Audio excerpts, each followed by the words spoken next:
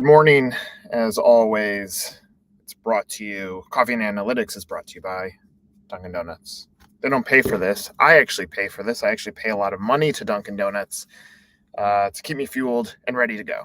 Actually, joking aside, today and every Coffee and Analytics for the next 2 months, two of them, is going to be brought to you by FranCamp, which is our big conference that's coming up in September. Here you go.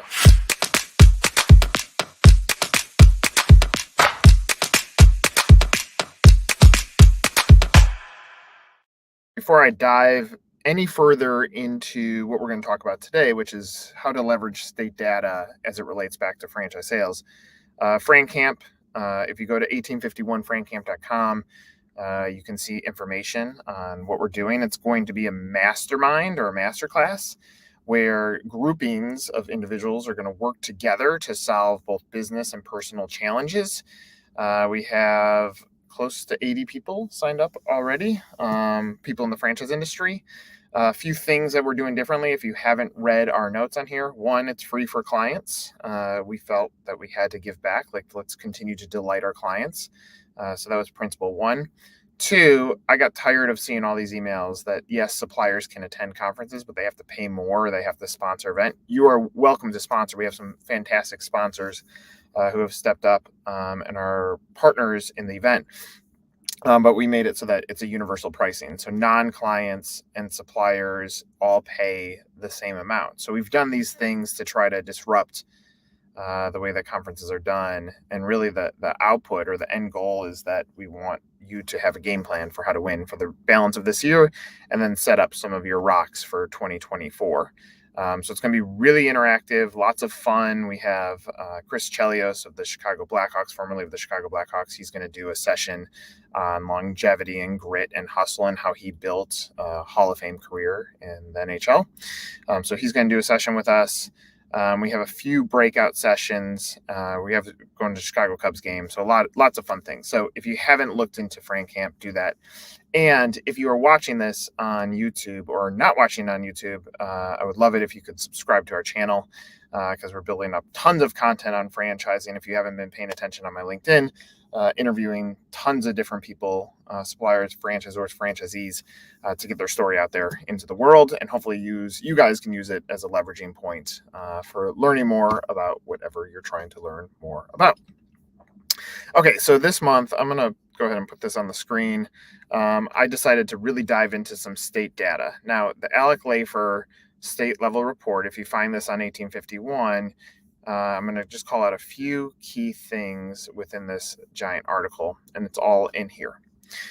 I thought a lot about the value of the dollar back to the franchisee, and in many cases, we're trying to offset the royalty or the franchise fees or the fees that go into pulling down the dollar for the franchisee.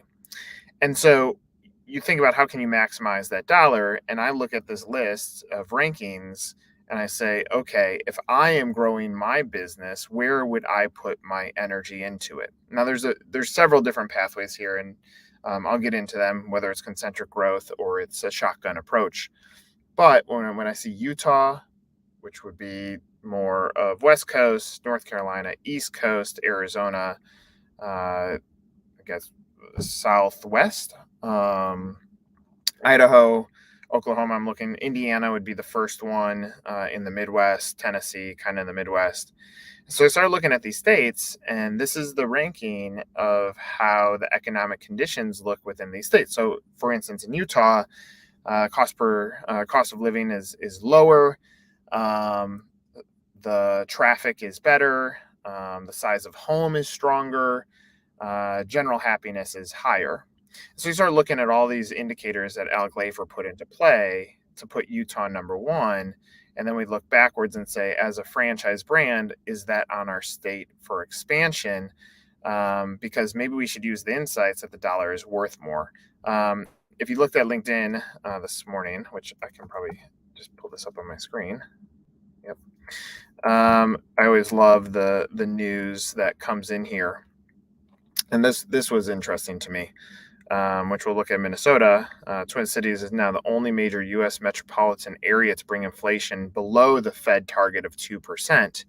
And so you take that insight, and let's go back to the Alec Lafer report and find Minnesota. And there it is, 48th.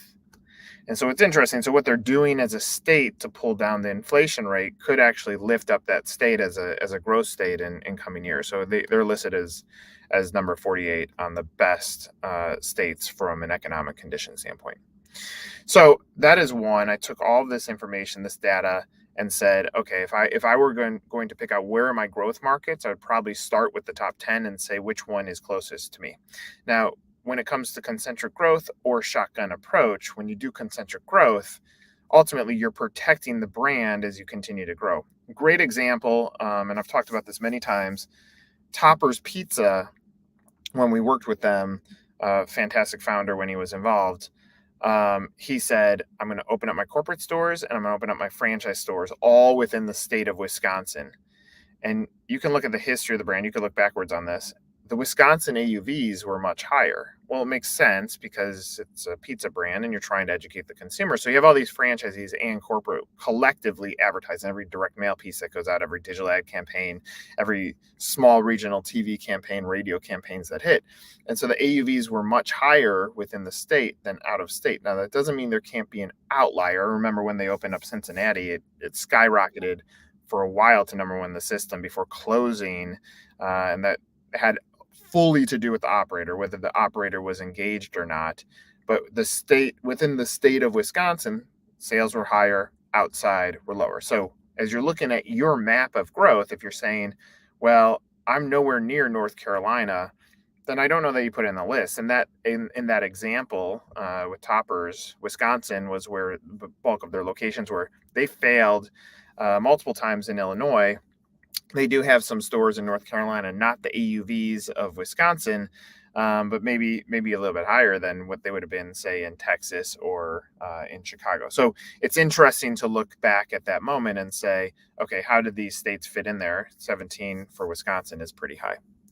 Okay, so from my note this month, which actually I'm going to just put this up here so that you guys can see this if you're watching this video and you haven't read the story. I have a link in my note this month. And what I did this month, I took a different approach. And if you've been following along on these, I mean, this is all data backed based on the franchisors that we work with pulling their franchisees. So we're into the thousands of franchisees that we've worked with to profile and understand their buying process. So this time I decided, okay, well, we're looking at states and trying to give you guys the data to be able to select what states you want to grow into or grow to. And I was like, this is an opportunity to give you one more insight. Again, this information is specific to the brands that we work with. It's not the industry as a whole, but I would imagine you start finding some similarities in the growth. So what we did is we took all the franchisees that bought this year in 2023, or opened up in this year, in 2023, and we looked at where they were located. So Texas was number one. Makes sense. Texas is a really strong state. So I'm always surprised that it's not in the top 5, but number 13 on the Alec Lafer report. Florida, number 2. Florida on the Alec Lafer report is number 9. California, I have a feeling California is going to be lower on the list, but because of the pure size of California, there it is, 45. There's a lot of volume of deals there. Ohio, I've heard very smart experts say if you can succeed in Ohio, you can succeed anywhere. So we look at Ohio on the list. It's number 20 on Alec Lafer. It's number 4 on ours. And then North Carolina, which was one of the top ones. Now, what also was fascinating to me, if I look at the collective, the aggregate of those 5, it actually represented 42% of all deals done were in just the top 5 states. So now if it's me, what the insight that I would pull off of that is here are 5 states where brands are signing deals and getting them open. So if there's real estate involved, that's an important check mark here, especially for brands that are struggling to find the right real estate or that the real estate's slowing them up. And so now we take these 5, We have one on the West Coast. We have Florida in the Southeast. We have Texas in kind of the middle, Ohio, obviously, middle, and North Carolina, East Coast. And so it gives us a little bit sense that if we're going to go outside of our comfort zone of where we are growing concentrically, maybe we look at this. Or if we have a franchisee in one of these markets, maybe we accelerate our spend there. Now, the reason I'm giving these states is I'm trying to give you an insight that shortens the pathway to deal. The other data point, and it has not moved an inch now that we've held on to it, 6.4 months still to date, is how much the average time it takes from impression to inquiry. So you spend $1 million on franchise marketing today, and you're going to finish out August, and you're going to say, I'm deeply disappointed. I did not get the return that I expected. However, 6 months from now, as we're hitting January, February, March of next year, those should actually start turning to inquiries, which could potentially turn into deals. I'm trying to shorten the cycle here. The two ways that I would shorten the cycle is one is competitor pushes. If we know that you're talking to our competitor, we just want to invite you to the dinner table to make a comparison, apples to apples, to decide if our franchise makes sense or not. So shortening the life cycle there, and then taking the insight of where a deal's getting done, that if I were going to spend or increase my spend, these are the top 5 that I would pick. I looked at the next 9 just to see what they were: Michigan, Illinois, Arizona, Hawaii, which Hawaii had a few deals that were popping into Hawaii, which obviously starts offsetting it, but it wasn't just one brand. Indiana, which I said was a good one for the Midwest, Colorado, Pennsylvania, Utah cracked the top 14, and Wisconsin. And so I look at all these brands, and I'll say, like, our spread of clients are all over the entire country. So there's not like we have clients base here, this is why they're growing. But I take now the aggregates, so that the next 9 represent another 29.5%, meaning that the top 14 states represent 71.5% of deals. So what's important to know when you're looking at that data point is that means only 28.5% of deals were outside of these 14, which it's not like there's a ton more states left, but still there's 50 states. 50 minus 14 is 36. So 36 states represent only 28% versus 14 represent 71%. And so now I think about spend. Let's carry this back through. You've cross applied. You said, yes, the state is viable for me. So if you were going to populate this into an Excel sheet, you're going to say, yes, the state is viable for me. Do we have a validator in that state? Even better, build a marketing campaign around that individual so that at least it's relatable back to any candidate that's looking at your business, and you press down the pedal on spend. Knowing that 71% of the deals based on our data have come through these states based on the brands that we represent, about 100 of them, it gives you a pretty good insight that if you're spending, say, 50% of your money outside of these markets, you have a little bit more climb based on where deals are getting done. Now, I want to swing this into philosophical viewpoint on franchise development as it currently stands, because I think it's super important to understand the landscape now that you've centralized your states, you've kind of tightened up your budget, and now you're saying, okay, well, what are my odds? The biggest competitor in franchising today ends up being the franchise broker community and the FSOs. So the franchise sales organizations and the broker community are cannibalizing the deals. They are out there out marketing everybody. And so when you look at collective marketing, if they represent 10 brands for easy math and each brand has $1,000 budget, then they have $10,000 that collectively they're saying, before you pick the franchise category that you want, let us have a conversation with you. And so this is a good thing if you're entrenched in the broker networks, but if you're not, now you're playing against that because they want the qualified and ready to buy deals. And so if we were to flash back 10 years ago, that number was primarily reserved for the franchise portals. The portals are still getting a little bit portion of deals. It's more of a crapshoot. The brokers are now coming in and getting the vast volume of deal.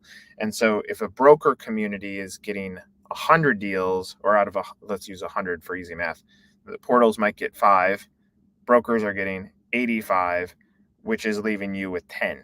And so it just starts giving you a perspective that you're not just competing against brands in your category, you're competing against big brands that happen to have multiple brands within their portfolio. So it comes now that you have to make a decision. Do you want to be involved in the broker networks, and are you willing to put the energy against it? We have a client who is active in the broker networks and was told, um, unless you work with an FSO, you're going to struggle to get lift there. That's a scary statement to hear because how are you going to break through that clutter? And it always comes back to it's still come back to, if you're using the franchise brokers, which are an amazing tool to use because of the grip that they have on the buying category, then you have to give them the tools to be able to sell for you. They're not entrenched in your culture. They're not in your company every day. They're not super passionate about what you do. They might like what you do, but they're not as passionate about what you do as you are. And so you have to give them the tools to actually be successful. And so if you haven't given them the video assets that they need to show to their candidates, what is your why you why now? If you haven't built out a deck that shows all the key things of what is your vision for 24, how does your product have a point of differentiation? So it's very easy for them to educate their buyer. Where are you growing, and why are you growing there? Who are your franchisees, and what does validation look like? And most importantly, what's the cost to get in? How much can I make? If you haven't built that into a deck for them, then you're going to have challenge to get in front of the folks. Scott said that cannibalization, it's got to be impacting the rising cost per deal. In theory, but I don't know that that's actually true. I think the cost per deal is increased to $25,000. That's the number that we use, which is actually in line with what commissions are paid to a broker, with the exception of if you're using an FSO. But you almost have to back out the savings that you have from a salary standpoint that goes into the staff.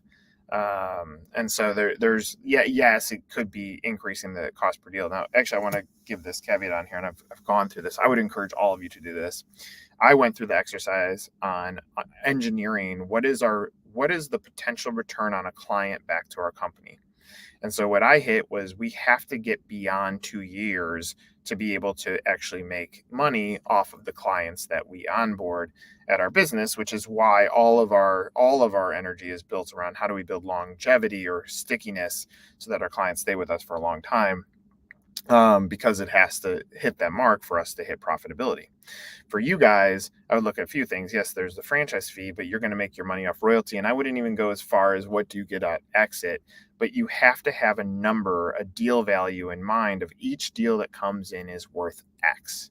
It's not just going to be the franchise fee. Most of that is going to be used for onboarding the franchisee or paying for acquisition. It's going to be built off of what are you going to get from royalty. And I like to look at a 3-year mark. Now, if you onboard the right franchisees, they should also be scaling, but I don't know that goes into a number. So if I said, hey, insert name, what's your cost per deal? You should have that number, or what's the deal value? You should have that number, so that when you're spending the money to go acquire that candidate, you actually feel comfortable about it. Bill said, getting the attention of brokers seems to be a matter of how much money you're putting into the incentive. At some point, it seems wiser to roll that incentive money into your own marketing. Yeah, I agree, Bill, but the grip that the broker network has is because of the collective. They're in front of a higher number of candidates. And so the challenge has always been, when you start going organic, it may appear to cost you more because it's actually cash out of pocket versus a broker you're paying when you get a deal. And so there's a lot of complexities to it. I totally agree on that. But I think the happy medium is going to be, what is the centerpiece? How do you get in the middle of using both of those? But yeah, I mean, this is the challenge that a lot of franchisors have talked about, is that some brokers say, this brand pays me $50,000 in incentive. This brand pays me 30.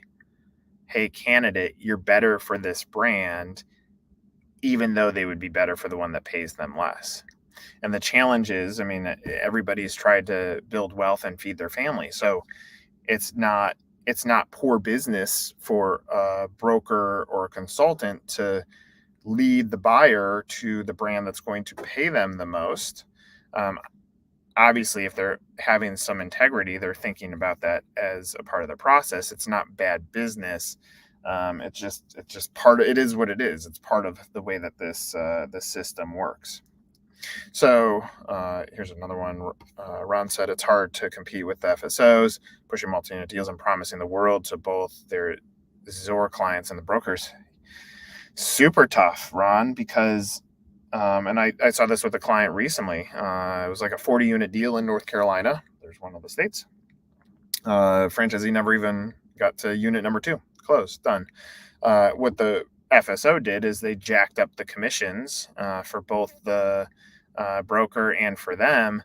And it looks really good. And the FSOs are pushing through just volumes of deals. And so the brokers are choosing to work with them more than the brands. And that, if I had to come out with the word, and I understand sometimes the truth creates a target on my back. But I think, one, we have to be super responsible as an industry back to these franchisees. These are human beings that are investing their life savings into a business that they have little to no control over.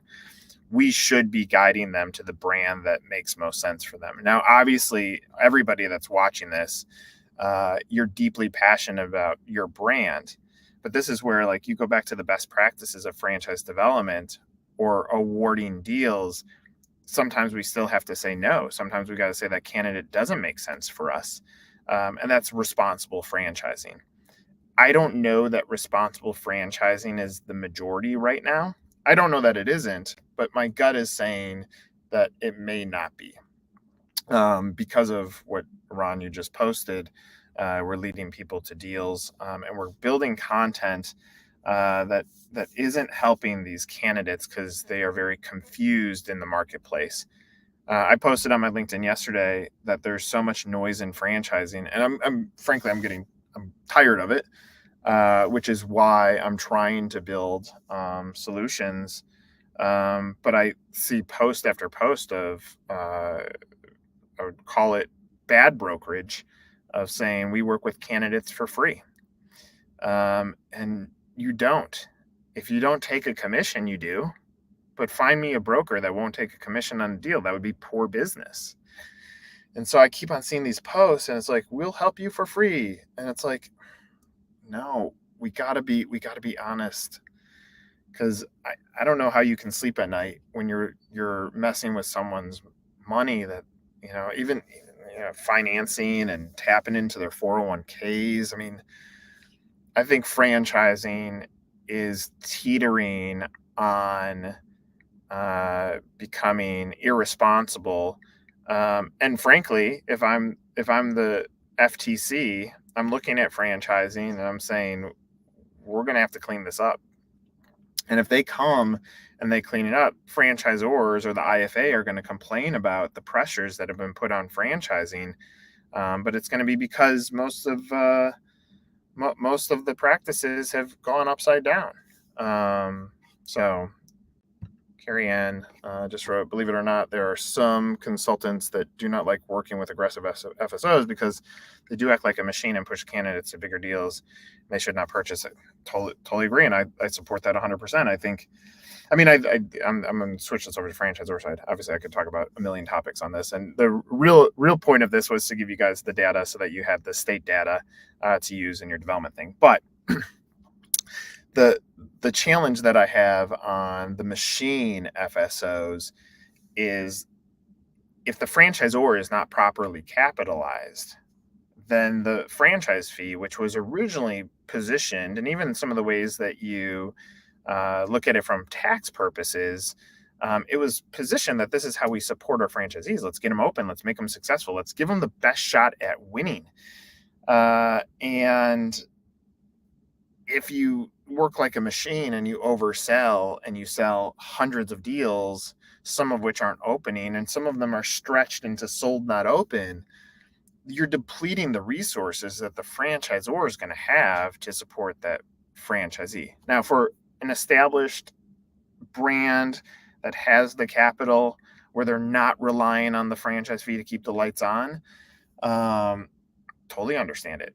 But if you look at the brands that are getting extreme acceleration through broker networks or through FSOs, they tend to be more on the emerging side, which in majority of cases they haven't set up the tools, technology, and support to give that franchise owner the best shot at success. So I agree with you, Carrie Ann. I do think that is the voice that needs to happen, because the consultants are the key to an FSO working. FSOs are genius. You basically said, I'm not going to do much. I'm going to take the deals that the broker is going to do. I'm actually going to cut the broker commission or incentive down in half. I'm going to keep half of it, and I'll facilitate that over to my franchisor. It's a genius model, so long as it's not putting people's life savings at risk. And I think that is a challenge. And Ron, I do agree that there are absolutely many great brokers. On 1851 right now, we're doing our broker issue where we're celebrating those that were nominated as great brokers. People said, this is why I think this person is awesome, and they're taking the right approach.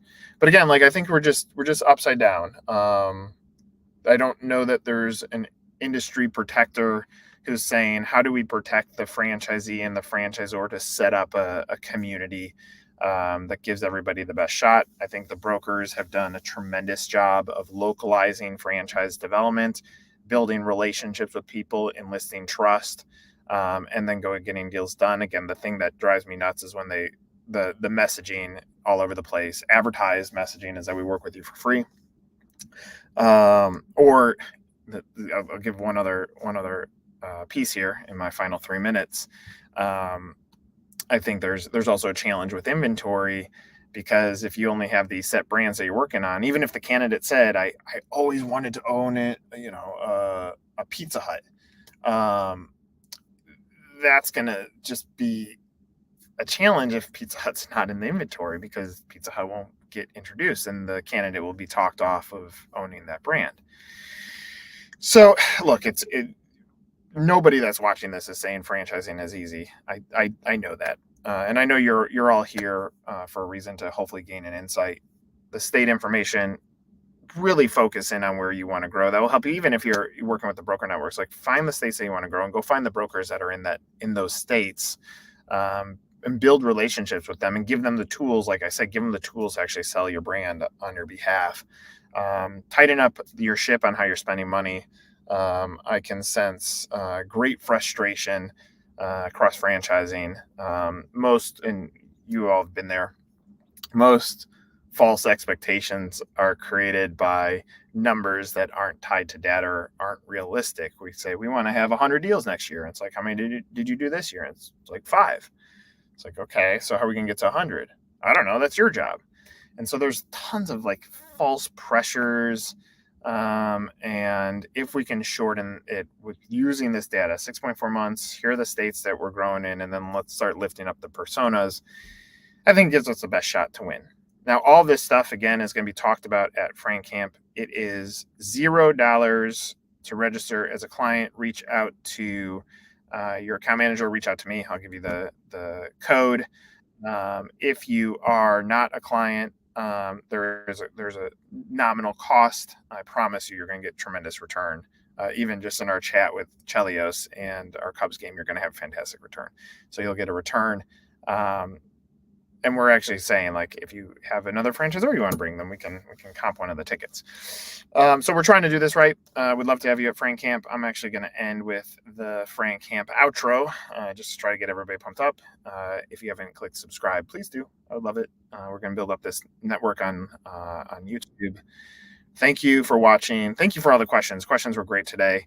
Hopefully, you got some value out of this. This is another edition of Coffee and Analytics brought to you by Nick by paying money to Duncan to hold up his Duncan drink that I bought now like 4 hours ago. So that is Coffee and Analytics. Take care, everybody.